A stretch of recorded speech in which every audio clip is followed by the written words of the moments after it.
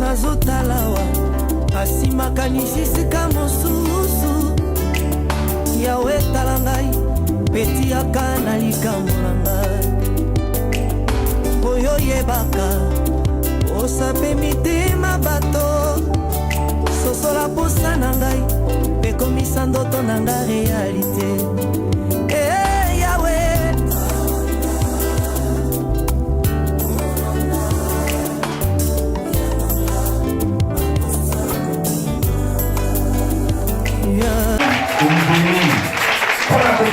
Il transforme, il change, et vous pouvez toujours de très grandes choses dans la vie de ces enfants. Le Seigneur est là. Ce matin, nous prions pour les familles. La famille est très précieuse devant Dieu. La famille est vraiment très importante.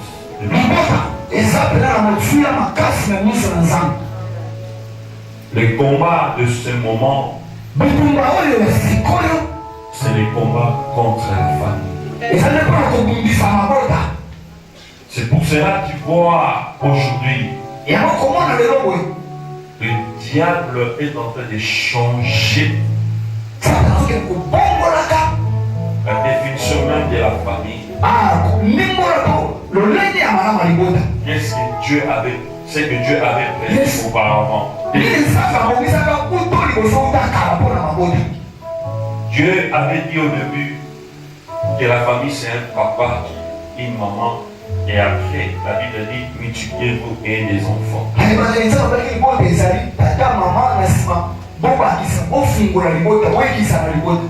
Mais aujourd'hui le monde peut te dire aussi une famille peut avoir un papa et un autre papa.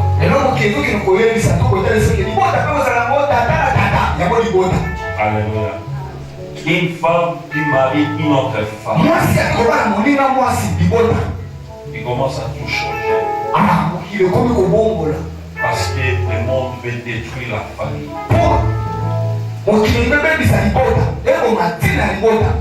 Le diable connaît très bien la force de la famille. C'est pour cela qu'il veut détruire complètement la famille.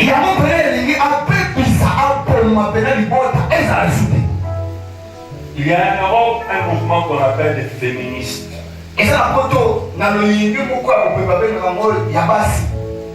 Et ce mouvement, souvent, ces gens, bien, ces femmes ont l'habitude de dire le plus grand ennemi de la femme, c'est l'homme.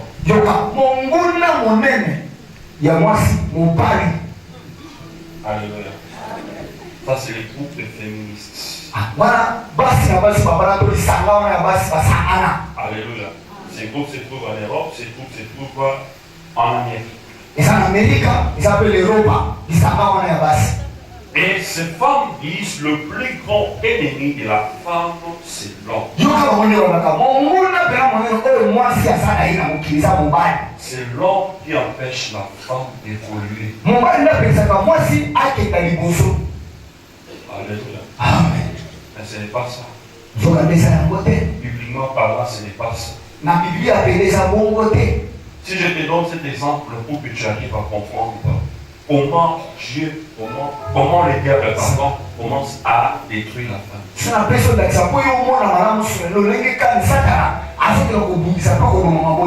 Et c'est pour cela que ces femmes même disent tu n'as pas besoin d'un homme pour former une famille. Alléluia.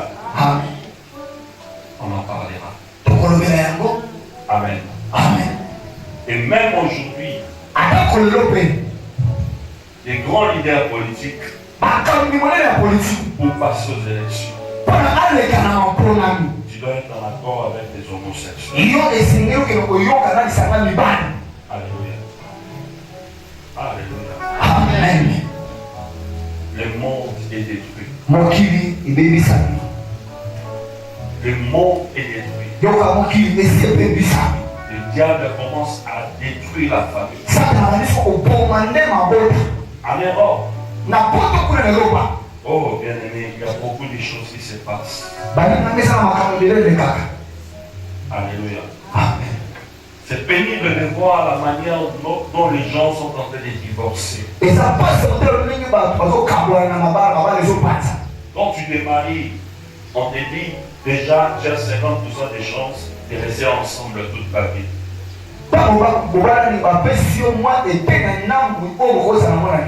Parce que le divorce est devenu monnaie courante.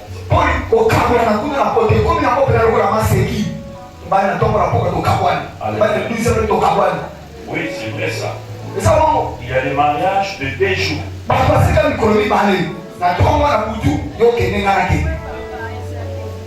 C'est très dangereux.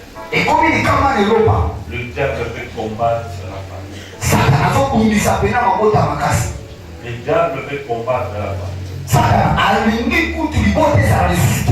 Et tu vas voir en Europe, parce qu'on doit protéger la femme et les enfants. Et beaucoup d'hommes sont dehors. Alléluia. Ils ont fait beaucoup de choses ensemble pour la famille. Alléluia. Et tu vois l'homme qui est dehors. La famille commence à être détruite. Alléluia. Il y a eu un temps.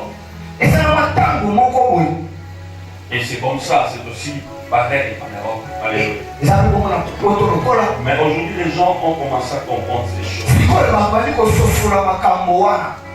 Il y avait des femmes qui chassaient leur mari. Pourquoi? Parce que quand on donne des allocations familiales, une femme seule gagne beaucoup. Une femme seule gagne beaucoup d'argent. Et s'il est marié. Alléluia. Allocation au l'État fait ça. Alléluia. Amen. Ceux qui, moi, ça a marié, les hommes. Ceux qui a commis divorce,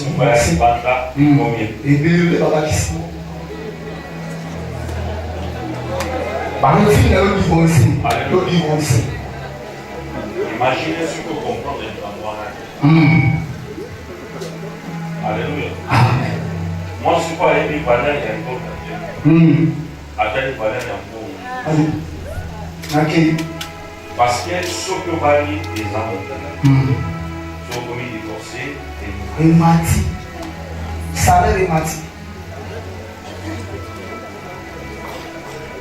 il y a des choses qui se passent aujourd'hui dans le monde.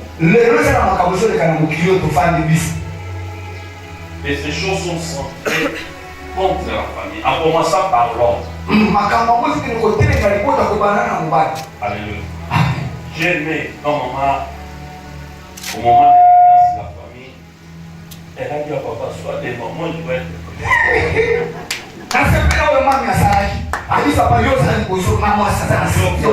Alléluia. Amen. Elle dit non, ça va il y a un grand combat contre l'homme. Vous savez pourquoi? Parce que l'homme cherche la famille. On le porte de Dieu. Alléluia. Amen. Alors si on touche l'homme, facilement on peut toucher aussi la famille. Et les diables commencent à faire quoi aux hommes? Vous n'avez pas le temps pour prier. Seulement vos femmes. Tu peux voir. Parfois je vois ça en Europe. Alléluia.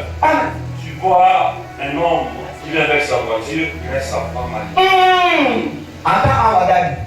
Bon, la bonne amie. Et pour moi, que Dieu bénisse la famille.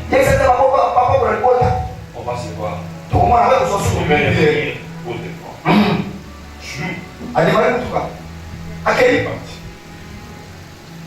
Alléluia. Disons d'abord dans le livre de Josué.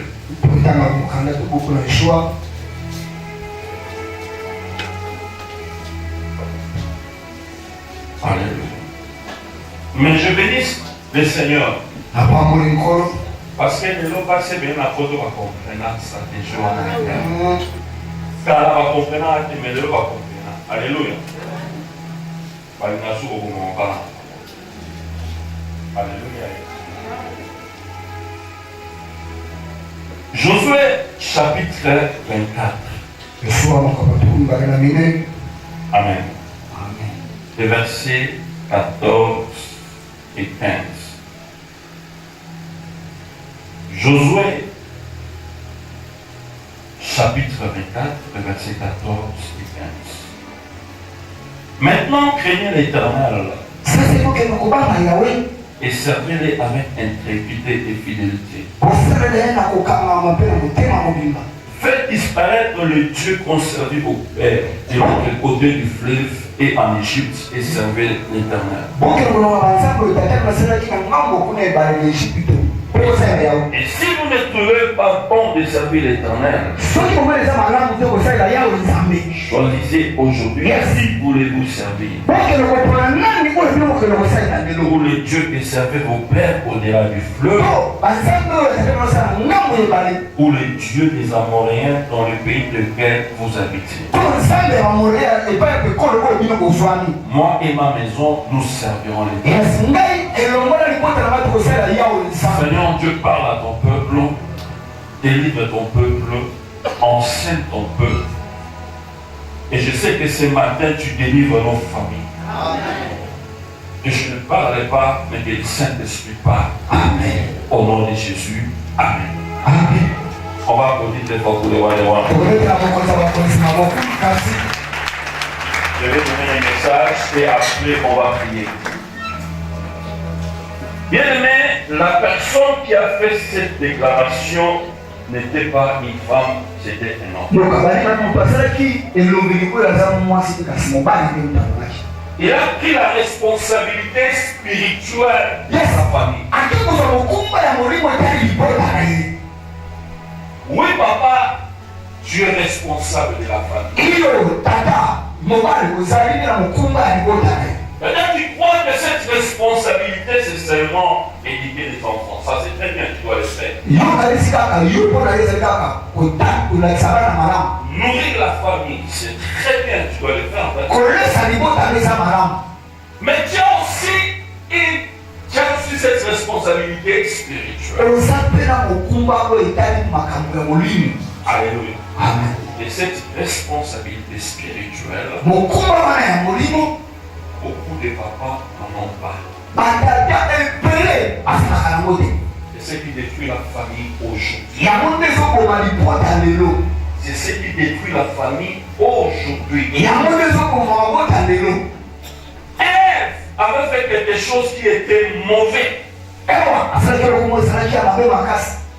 C'était Ève qui a été séduite par le Saint-Esprit.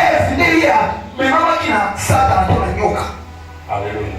Et après, Ève a donné ça à son mari. Et son mari a mangé. Mais quand Dieu a commencé à reprocher la famille, Dieu n'a pas commencé chez Ève. Dieu a commencé chez Adam. Alléluia. Pour Dieu, la faute était Adam. Dieu a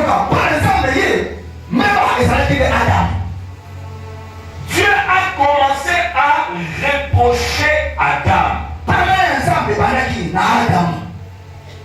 Adam a commencé à fuir la responsabilité. Nous avons reçu de ce qui peut m'aider. Alléluia. Amen. Alléluia. Amen. Alléluia. Amen. Papa, tu as une grande responsabilité. Pour ta famille. Les geôliers qui avaient vu le miracle au temps de Paul. Quand Paul était enfermé avec Silas, les geôliers avaient crié, j'ai besoin que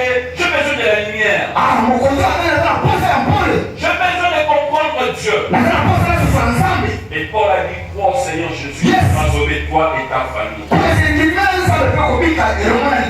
Et c'était ce papa, ce geôlier qui a encouragé maintenant sa famille. Comme ma femme, lève-toi. Les enfants, lève-toi. Maintenant, on doit servir ce Dieu. Partons. Changeons de camp. Allons dans les seaux de baptême. Crois au Seigneur Jésus qui sera sauvé. Toi.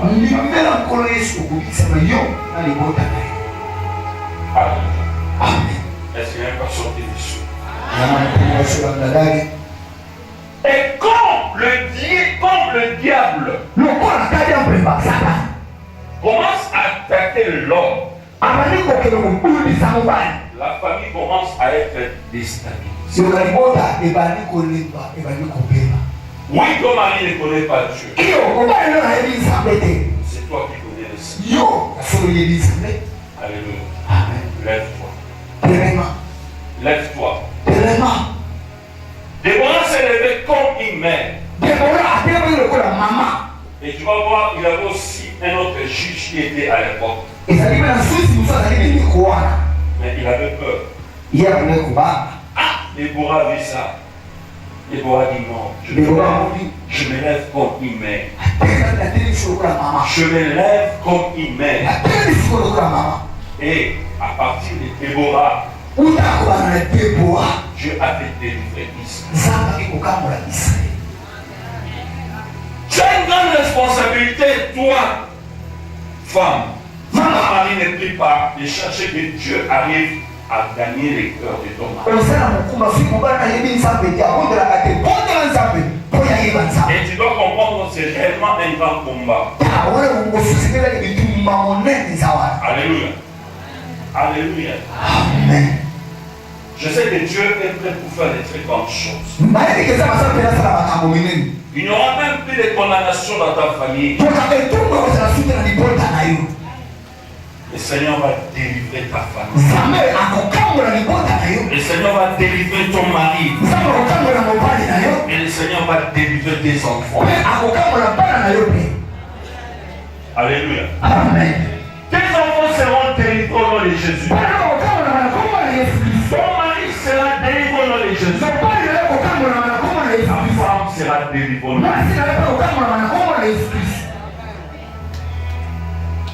Alléluia. Amen. Amen. Moi et ma maison, nous servirons. Moi et ma maison, nous serons dans l'œuvre de Dieu.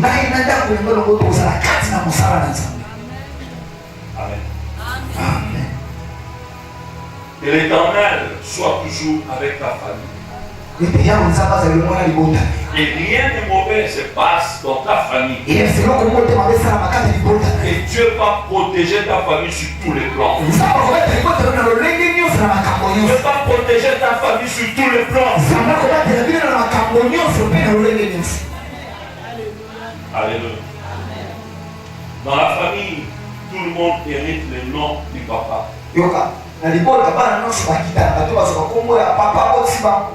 Dans la Bible, le nom a une signification. Alléluia.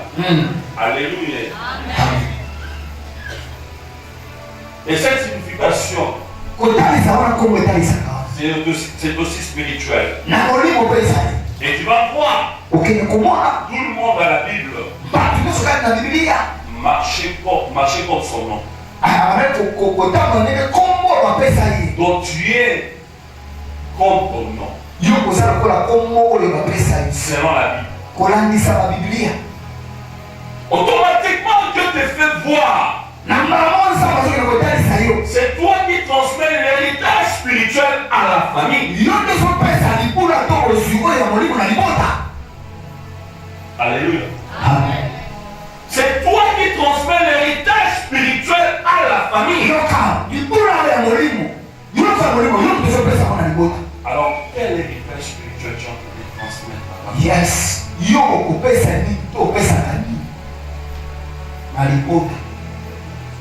Toi, papa, tu fais souffrir ta femme avec beaucoup des femmes dehors.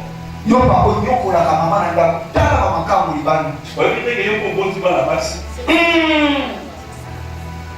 Évitez que yo kombo tiba la base. Ombo tiba na basi. Pozo sa na mosi na yo. Tu vas sa na mwana na yo. Mwana yo. Uko sempera. Mais Bible dit nous parlons na la.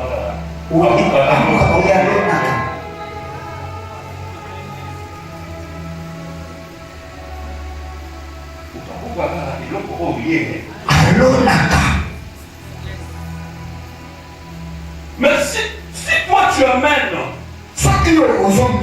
quelque chose de mauvais dans ta famille, un héritage dans ta famille, tu es en train d'ouvrir des portes. Tu es en train d'ouvrir des portes. Alléluia. Le diable va te faire croire que tu es trop chargé. Le diable va te faire croire que tu n'as pas les temps. Le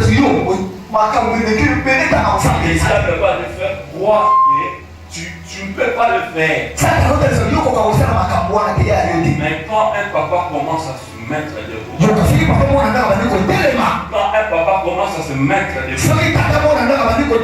il y a beaucoup de choses qui vont se passer. L'Éternel va délivrer, l'Éternel va changer. Alléluia. Alléluia.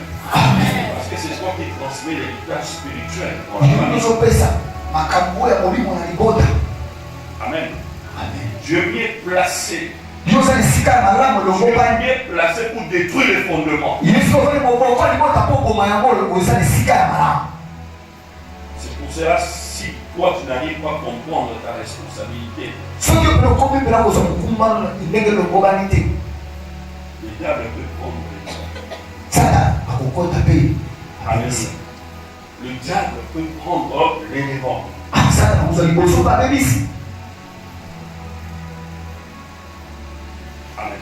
Amen. Il y a beaucoup de choses aujourd'hui qui nous dérangent dans les familles. Comme j'ai dit, il y a des limitations maléfiques. Alléluia. Tout ce qui est maléfique, c'est une influence malfaisante, occulte, qui annonce ou bien qui porte un malheur. Alléluia. Dans nos familles, nous avons des combats. Dans nos familles, nous avons des problèmes. Dans nos familles, nous avons des situations qui nous dérangent. Est-ce qu'on a déjà pris le temps dans nos familles de prier, de chercher la face de Dieu? Mais comment encore vous commencez à demander à Dieu? Plus cette situation dans nos familles. Nous n'avons plus cette situation dans nos familles. Jésus. L'Éternel est là pour nous délivrer. Jésus est là pour nous délivrer. Je parlais au sujet dit. Les premiers et les derniers nés, vous devez toujours prier. Vous savez dans le livre de Josué chapitre 6 verset 26. La Bible dit une chose. Quand la ville de Jéricho était détruite, une malédiction a été lancée. Alléluia. Celui qui va reconstruire cette ville, il mettra son premier fils et son dernier. Alléluia. Josué chapitre 6.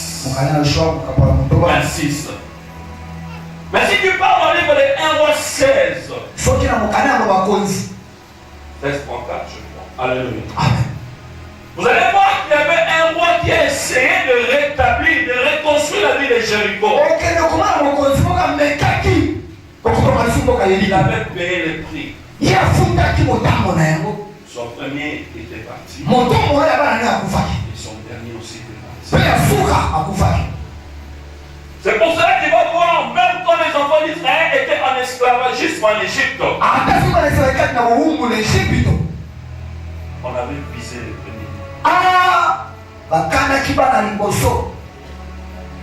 Alléluia. Alléluia. Amen. Dis donc pour ton premier. Dis pour ton dernier. Et pour les restes aussi, tu dois prier pour eux. Parce que tu dois savoir une chose. Les autres peuvent réussir, mais une personne peut devenir un sacrifice. Alléluia. C'est pour cela que j'ai dit ce matin, comme le pasteur Alexis Pende a l'habitude de dire, tu ne seras jamais un sacrifice.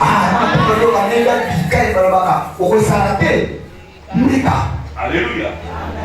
Alléluia. Tu ne seras pas un sacrifice. Les enfants ne seront pas des sacrifices. Je sais que tu vas faire quelque chose dans ta famille. Lève-toi.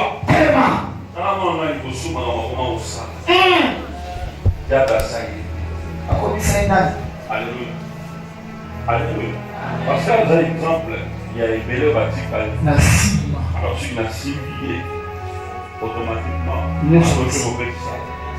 chaîne sur la cible. Amen. Alléluia. Amen. Par la cible de tu veux souka, pour aller dans la famille. Il y a des personnes qui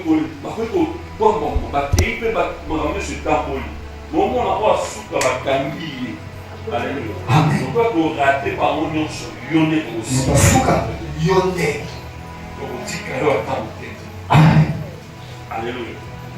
Mais je te dis ce matin, le Seigneur veut tout changer dans ta vie. Le Seigneur veut tout changer dans ta vie. L'Éternel veut délivrer ta famille.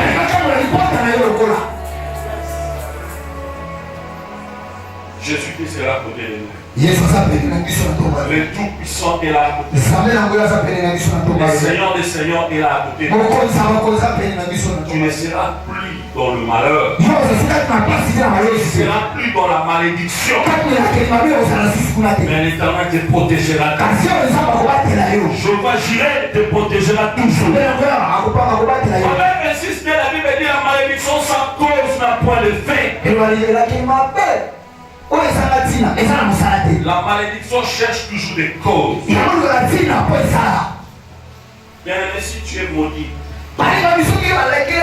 même si on t'amène en Europe,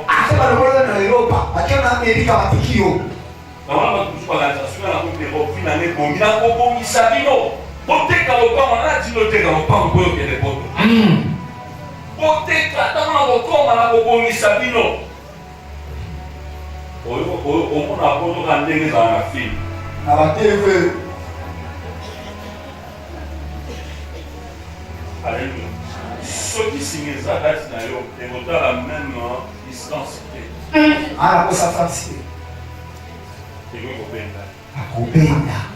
Alléluia.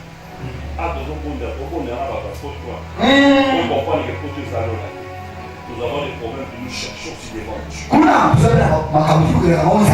Nous avons des problèmes que nous cherchons devant Dieu.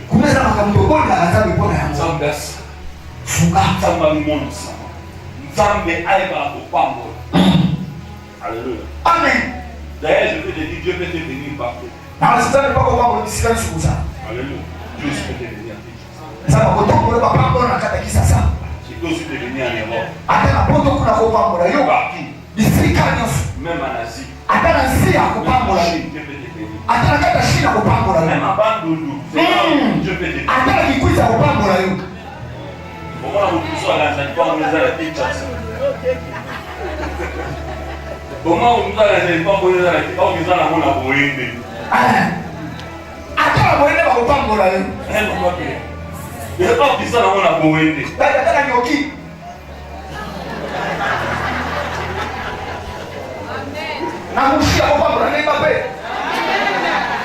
Alléluia. Amen. Dieu peut te bénir partout. Dieu peut te venir partout. Mais le problème c'est quoi? Tu vas détruire ces causes dans ta vie. Tu vas détruire ces causes dans ta famille. Et rien qui te réclame.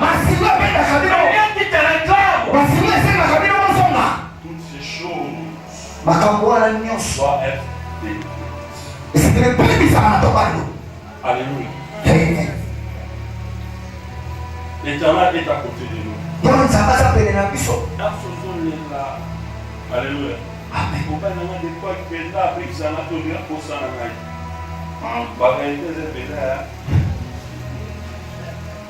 Alléluia. Non, il faut rebondir là. Sambela. Il faut rebondir là. Peut-être que moi, je me suis apaisé, mais quand on dit qu'il là. Ah.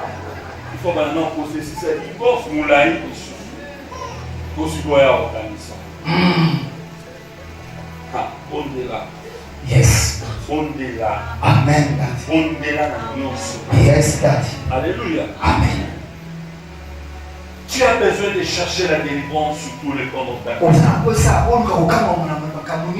Tu as besoin de chercher la délivrance de ta famille sur tous les plans.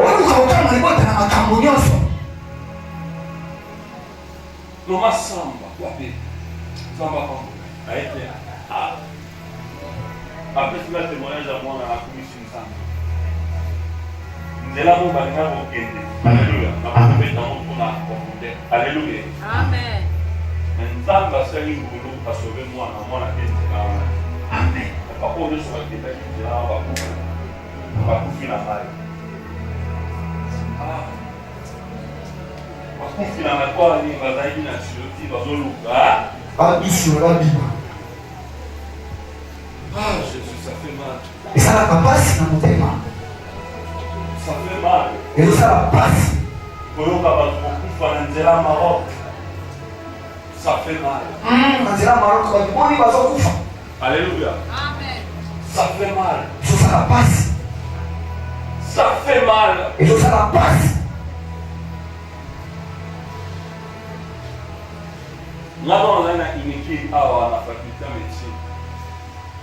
Parce que nous avons la faculté de médecine. Il fait ça en face. Dès que nous avons le bateau, la génération sacrifiée. Alléluia. Une année académique, après c'est pesant, il y a 9-10 mois. Bien aimé, une année académique, nous doublé de vos salaires en 2 ans. Vous voulez monter aussi ça, jour. Vous avez beaucoup là, vous avez un Rwanda. Oh Jésus, quel esprit de retard. Quel esprit de retard. Oh, bah, nous sommes la 9 à Mati. 9 à Mati. Seigneur Jésus, toujours qu'elle est là. Amen. C'est toi qui as un bon cancer, toujours qu'elle est là. Au nom de Jésus-Christ. Grâce à Dieu, il paraît que nous avons changé. Alléluia. Alléluia.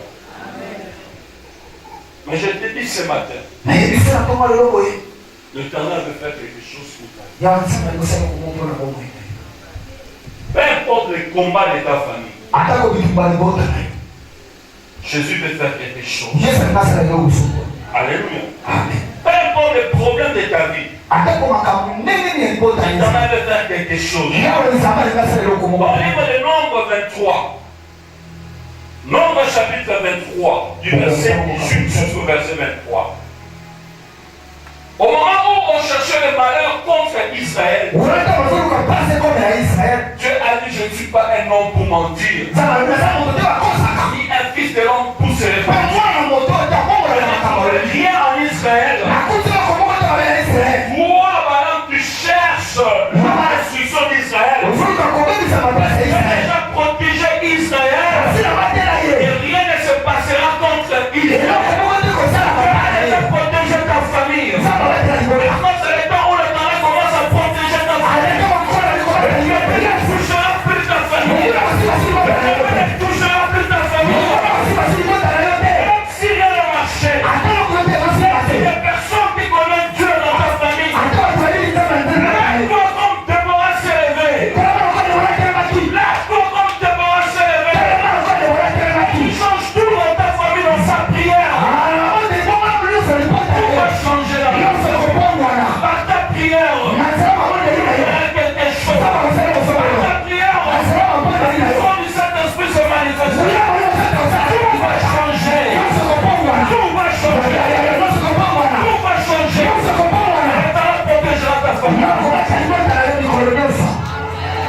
Dad. Come on, Dad. Alléluia. Yes. Le roi est là à côté de toi. Makonza penayo. Aucune puissance maléfique. Parce que l'ennemi va chercher, ne trouvera pas le port d'entrée. L'ennemi va chercher, ne trouvera pas le port d'entrée.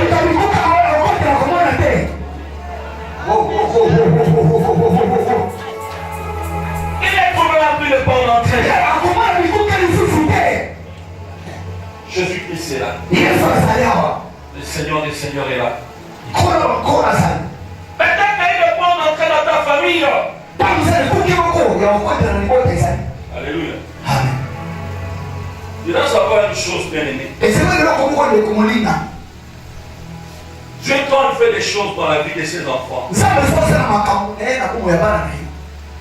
L'éternel met un mur. C'est pour cela que la Bible dit. Vous savez, dans le mur, il peut y avoir des trous qu'on appelle des brèches. C'est pour cela que la Bible dit, je cherche qui peut se tenir à la brèche. Pour protéger la famille. Pour protéger les enfants. Pour protéger l'homme ou la femme. Tiens-toi à la brèche, papa. Par ta prière, tiens-toi à la brèche. Commence à prier. Commence à prier. Et que les fondements de l'ennemi soient détruits pour toi. Au nom de Jésus. Tiens-toi. Alléluia. Amen. Il y a une chose, là je vais expliquer ça la semaine prochaine. Comment aujourd'hui, alléluia, Amen. tu peux tout avoir, mais à un certain moment, tu te retrouves toujours dans le malheur et tu continues à faire. Alléluia. Amen. Alléluia. Amen. Il y a même une mentalité qu'on a qui vient aussi de nos familles. Je vais te dire une chose. Si tu es né dans une famille de politiciens, facilement dans cette famille tu verras que toi aussi seras politicien.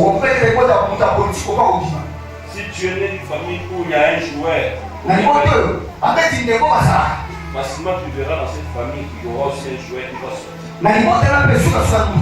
Au moins un joueur. Alléluia. Amen. Si tu es une famille de pasteurs, facilement. Alléluia. Amen. Alléluia. Amen. Si tu es une famille pauvre, à cause d'une pauvre, il n'y a pas de cinéma où vous pouvez nous passer. Alléluia. Et vous pouvez nous faire facilement. Alléluia. Amen. Pour en réalité, la pauvreté est dans le mental. Mais dans beaucoup, nous avons là, ici. Amen. Si Dieu te bénit, alléluia. Amen. Dieu bénit tout le monde.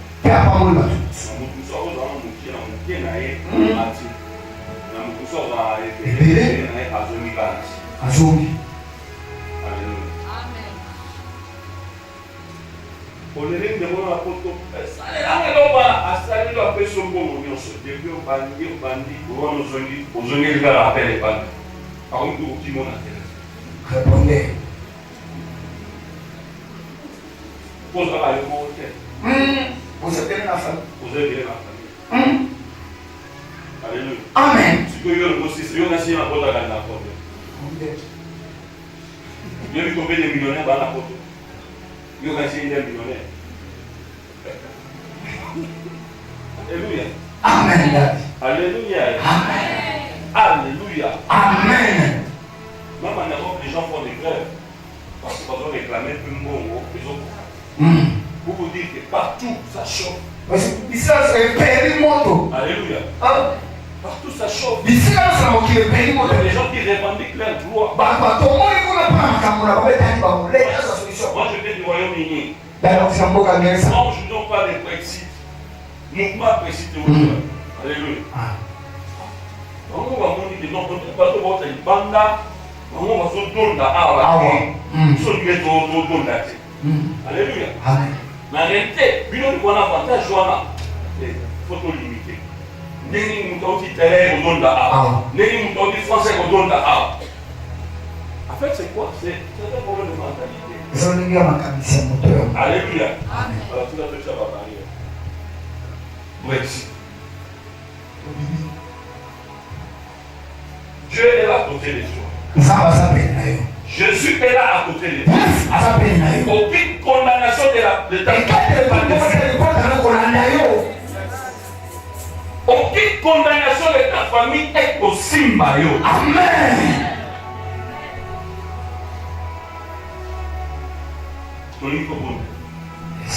Alléluia. Amen. En fait, la Bible, jour où Saul a dit que un information. À toi, on a savé un prophète à numérer, juste prophète à sacrifice. Nous avons fait passer très en route. Alléluia. Amen. Et à côté de ça, il y a une chose qui est en guerre. Il y a une amana. Si on a fait une chose en guerre, à cause de ce qu'il papa n'est à quel niveau. Alléluia. Amen. Mais bien aimé, il y a une ressource dans la vie. Amen. Alléluia. Amen. On a pu nous dire que quelle lampe qui pèse, lampe qui mourra. Amen. Alléluia. Yes. Nous avons une histoire à citer dans la famille. Amen. Nous avons une histoire à citer dans la famille. Amen. Ma famille, que les parents m'ont appelé pour les taper, m'ont appelé. On a appelé là, on est sur ma vie dans la communauté. On est sur ma vie dans la communauté. Il y a quoi qui tombe dans la vérité. Alléluia. Et là, on est sur qui tombe dans la vérité. Alléluia. On nous sommes bien dans sa vie. Papa nous a un bon révélé. Où nous avons la foi. Yes. Alléluia. Au sein de moi. Non, il y a pas de bon révélé. Non, il y a pas de l'autre. Papa nous a dit, mais il nous a sauvé. Nous avons surtout des bagages d'échec. Non, il y a pas de local. Non, il y a pas de local. Tu dois commencer à réclamer les bénédictions de ta famille aussi. Tu dois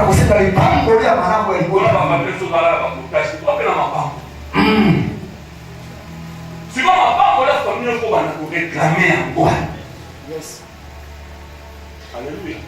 Il faut réclamer en quoi? Banako réclamant la fête d'un bon monde.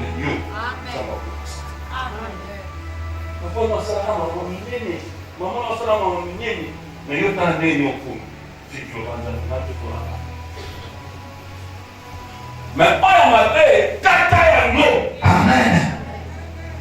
Commence une nouvelle histoire. Bana histoire ya sika. Et je sais qu'il est en train de nous.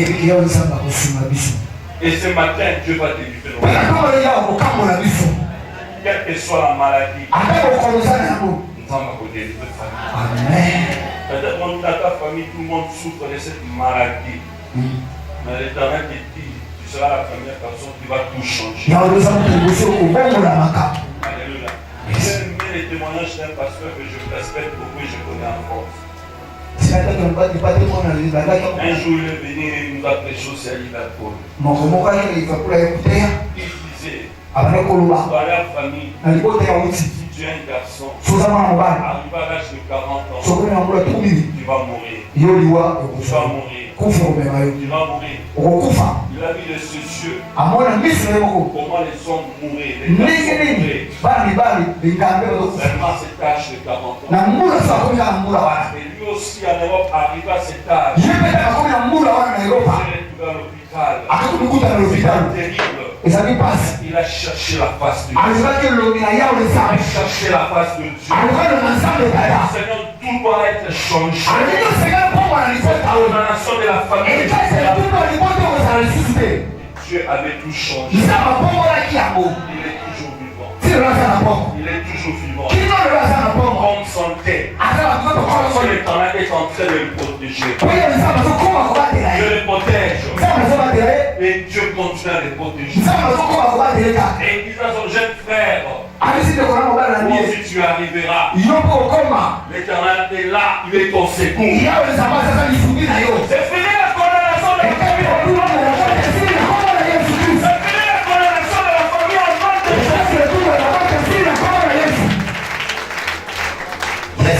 il fait couper comme il faut changer. Amen. La combo na Yesu. Bien c'est un temps important pour toi d'être dans la prière. Alléluia. Papa nyonso to banda prière wana. Papa. Nzamba atanga kama makasi kuna papa. Ya wana abonde la makasi kuna papa. Amen. Nzambe kuma lobi wa papa kama na utelema. Ibota tele. Amen. Non on a dit la loka na papa mingi na ba distraction. Dia ba loka na papa na ba distraction.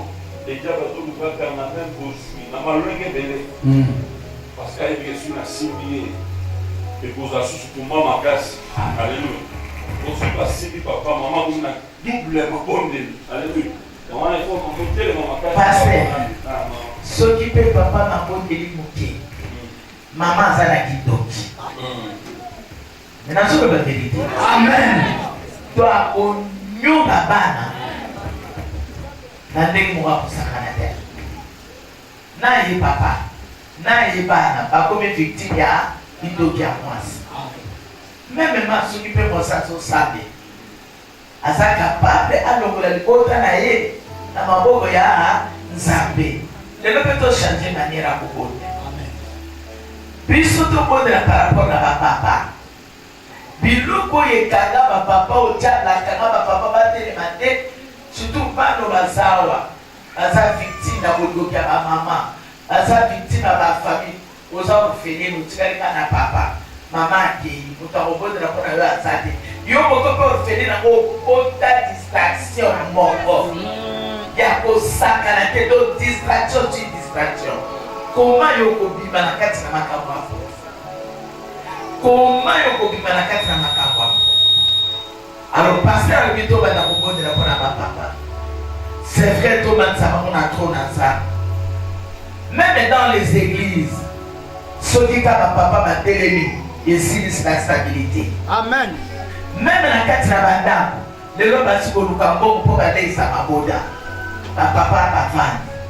Tout le monde est passé à Tinibiso. Soit ma bobo na yo, récupérer à toi, il n'a pas de pardonner. Ato yina ekasala ke lokote nazo souffrir tato akende na ja pona nini nazo souffrir na ba de l'autre oso se kapwai dalobi solo. Yes man. Siko to récupérer ma tata olomana bilote station na yo na bale koya na sima beta maboko kota boliko récupérer na kona amen to pone yo nom de Jésus. Papa ole kabomo ole osika na toto ba papa osika na toto ole kango papa osika na toto ole kango papa ole la osika na toto papa papa to bonde la to sika na toto bonde la papa to sika na toto bonde la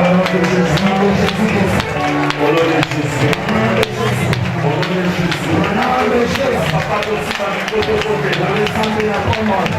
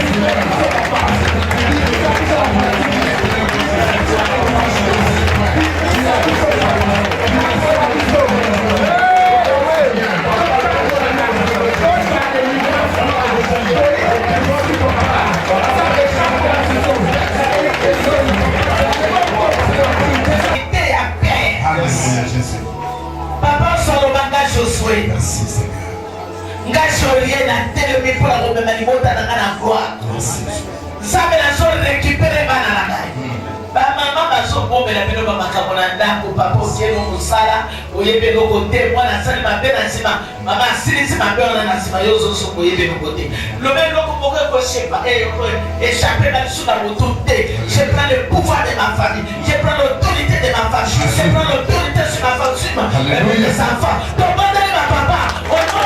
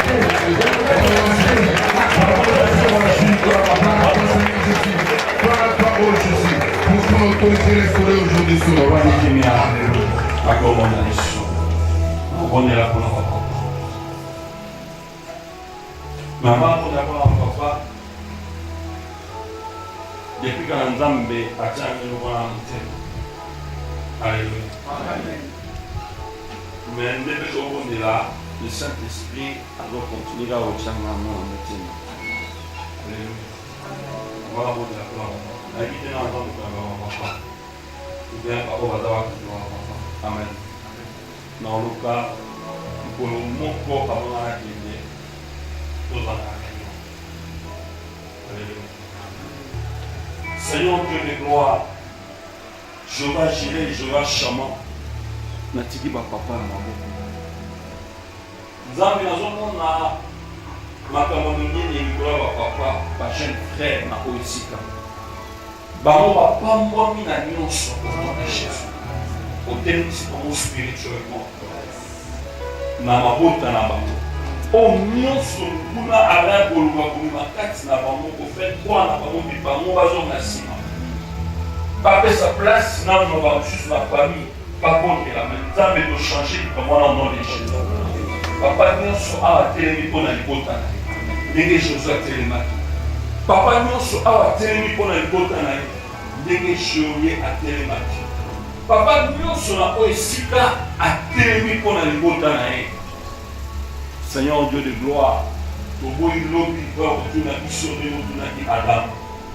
Toboyi lobi Nzambe oyo kotuna biso yango. Et biso tozwi décision biso bapapa ya mamkashi.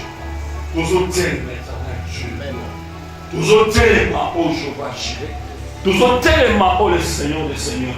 Baye nyonso ya monde éternel oyo ekanaki bapapa tokweyisi yango au nom de Jésus. O nyonso empêché bapapa baavancer bakende liboso tokulisi yango au nom de Jésus. La gloire et la bénédiction de l'Éternel evandi likolo ya bapapa. Nzambe ozali kotombola kozali kopambola. Nzambe ozali korestaurer bapapa kozosala mingi na kombo na Yesu Masiya. Tolobi amen. Amen. Nzambe apambola bapapa. Tolopesa bana liboso na bana suka kopusa na liboso na ndenge ya suka même jour lelo okoka te. Mais Nzambe na bolingo na ye combat des aînés baselelisi biso na mboka Egypte baluki kaka bana liboso. Ari Eliab de oye Ari na un roi. c'est Eliab, non? L'homme là qui avait bâti Eliab ali a bâti mwana liboso akufi ayoki te ti mwana suka atie portail. Alors yo mwana liboso yo mwana na suka lele epai na Nzambe. Mama soki aza mokolo wana ezalaki na Egypte na mama yo mwana liboso na oyo yo bote mwana liboso na tata mwana liboso na mwana suka. Sikoyo nga namonaka neti bitumbu eyelaka bango eza dui na bénédiction na bango. Lokola Nzambe amonaka mama moko ayebisa ngai nabi mama na kobondela mpona yabi mama mwana akufi ya liboso. Mama na bi eza normal parce que na loi ya Nzambe il faut prémisse ekeneke. Natune mama prémisse mwana na yo mobimba 11 ans obeki prémisse. Est-ce que bapesaka prémisse ya mwana?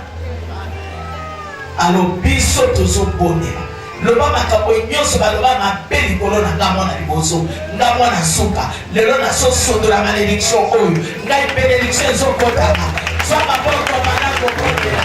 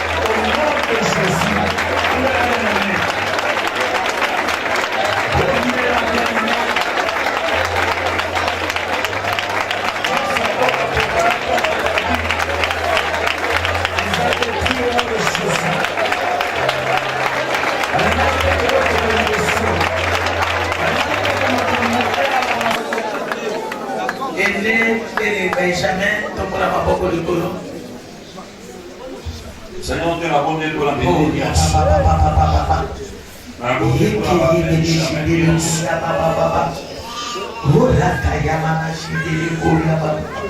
la bénédiction. Seigneur, il y a solo combat à la soupe et à ma casse.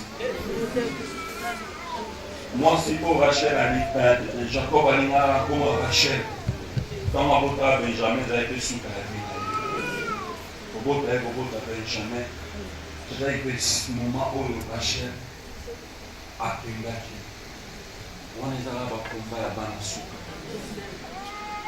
Pour combat à la liboso.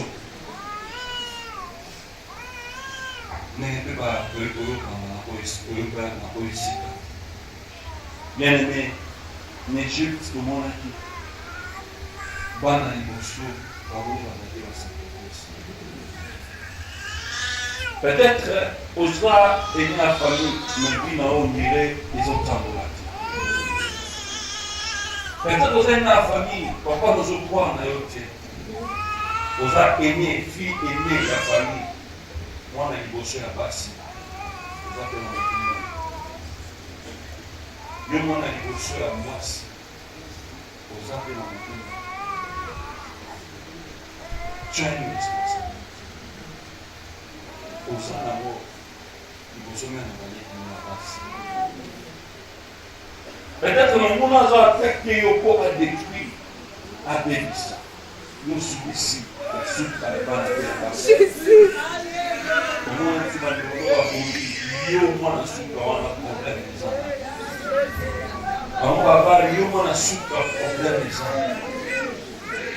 Jésus.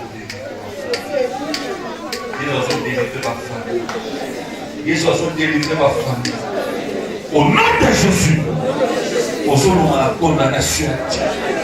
Au nom de Jésus, au nom de la condamnation par le Fils aimé. Au nom de Jésus, au nom de la condamnation par la souka. Au nom de Jésus, au nom de la condamnation par sacrifier. Nous avons délivré la tombe.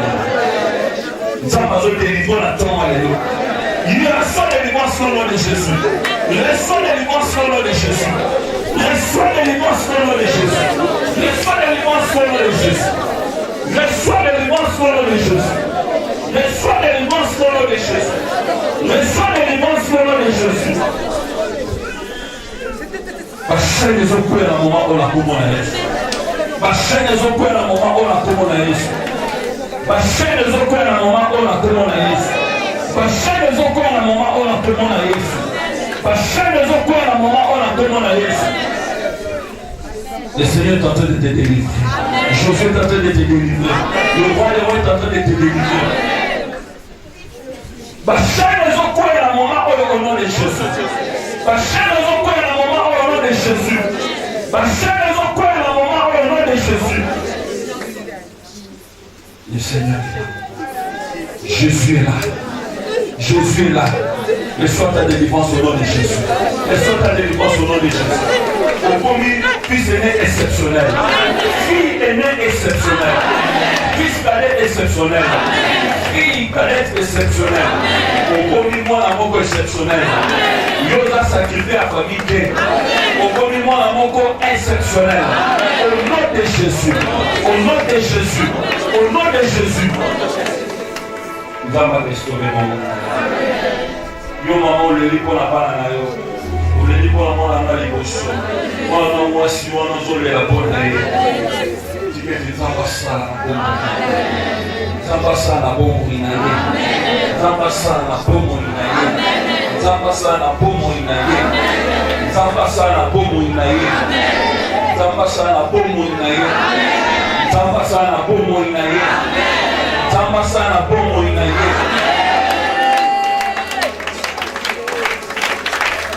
La gloire de Dieu est là. Jésus-Christ est là. Le Seigneur est là. Le Dieu Tout-Puissant est là. Jéhovah Jireh est là. Et la délivrance est complète dans ta vie. Dans les noms puissants de Jésus. Amen. Tente l'image de ton mari devant toi. Mon ami Tumba Nyoso ya mona kapwete. Andimate alia te singeso pe na ye. Olinga me pe na libana kote. Belle famille pe na ligi opete. Na ligi te na kati na libana wana. E Yesu alikavandisa yo. Akomisa yo mwasi na kolela te. Me akomisa mwasi na koseka. Astabilize libota na yo. Ozana bitumba tina nzoto. Ozana bitumba kaka pobo kabwana. Kimia yokota. Oko kabwana te. Kimia ekokota. Restauration ekokota. Régénération ekokota. Unité ekokota. Unité ekokota. Dialogue d'harmonie ekokota. Eta maboko manopengana.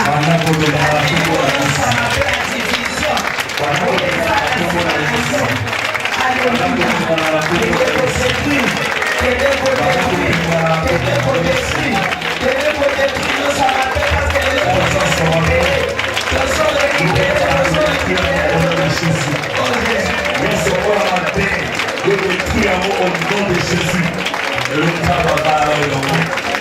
Jésus qui se donne le nom.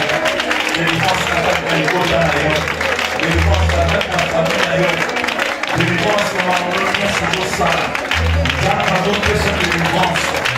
Dans la d'autres délivrance. Dans la d'autres ça pour moi. Le travail est là. Le travail est là.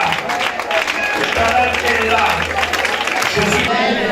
Bakolela soute pour la mibali na papa. Amen. Bakolela soute pour la bana na papa. Amen. Nzambe azodéclarer unité familiale. Amen. Na kombo na Yesu Masiya. Baloni so bakutime. Naza kokulisa wana mapota au nom de Jésus. Peut-être kutime wana bakete banyoko na mwasi. Na stopper wana mama au nom de Jésus. Unité familiale. Nzambe kota na ba famille. Nzambe kota na ba famille. Nzambe kota na ba famille. Pour réclamer l'immense au nom de Jésus. Au nom de Jésus. Nous faisons réclamer et que la musique au nom de Jésus. Ça va restaurer le bon temps. Ça va restaurer mon pali na yo. Ça va restaurer banana yo. Ça va restaurer bango. Na komo na Yesu. Na komo na Yesu. Dieu te ngolo na nzambe balakati na yo. Ngolo na nzambe balakati na yo. Nzambe azana bebe na yo. A restaurer na komo na Yesu. À restaurer au nom de Jésus. À restaurer au nom de Jésus.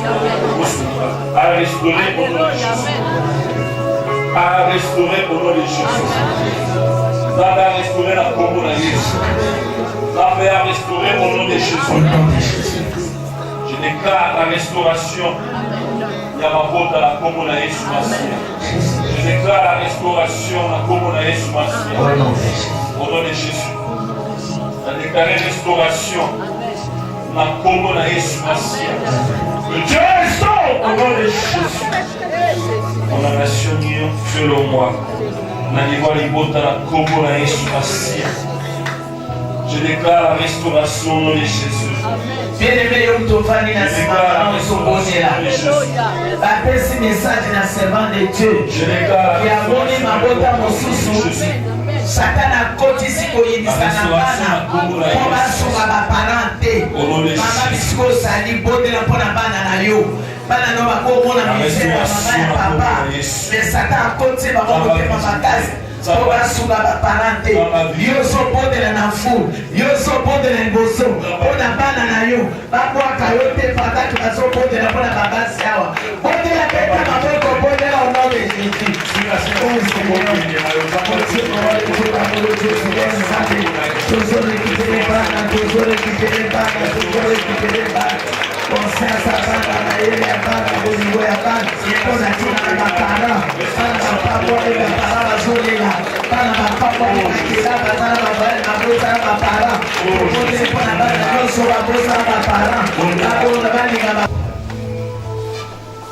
Celui